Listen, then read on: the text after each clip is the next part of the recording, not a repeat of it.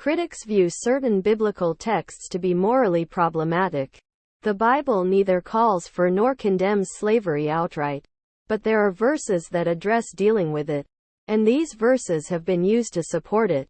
Some have written that supersessionism begins in the book of Hebrews, where others locate its beginnings in the culture of the 4th century Roman Empire. U200A1, U200A. The Bible has been used to support the death penalty, patriarchy, sexual intolerance, the violence of total war, and colonialism. In the Christian Bible, the violence of war is addressed 4 ways: pacifism, non-resistance, just war, and preventive war, which is sometimes called crusade. U200A 13-37, U200A. In the Hebrew Bible, there is just war and preventive war, which includes the Amalekites, Canaanites, Moabites, and the record in Exodus, Deuteronomy, Joshua, and both books of Kings. John J. Collins writes that people throughout history have used these biblical texts to justify violence against their enemies. Anthropologist Leonard B. Glick offers the modern example of Jewish fundamentalists in Israel, such as Shlomo Avner, a prominent theorist of the Gush Emunim movement, who considers the Palestinians to be like biblical Canaanites, and therefore suggests that Israel must be prepared to destroy the Palestinians if the Palestinians do not leave the land. Nur Masala argues that genocide is inherent in these commandments, and that they have served as inspirational examples of divine support for slaughtering national opponents.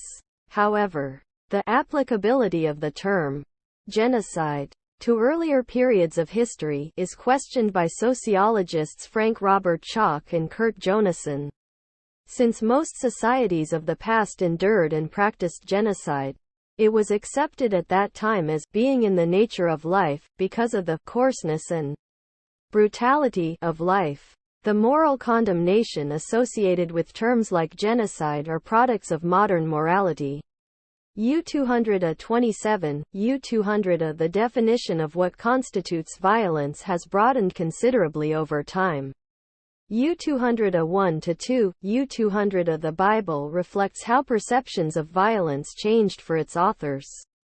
U200A 261, U200A. Phyllis Tribble, in her now famous work Texts of Terror, tells 4 Bible stories of suffering in ancient Israel where women are the victims. Tribble describes the Bible as a mirror that reflects humans and human life in all its holiness and horror.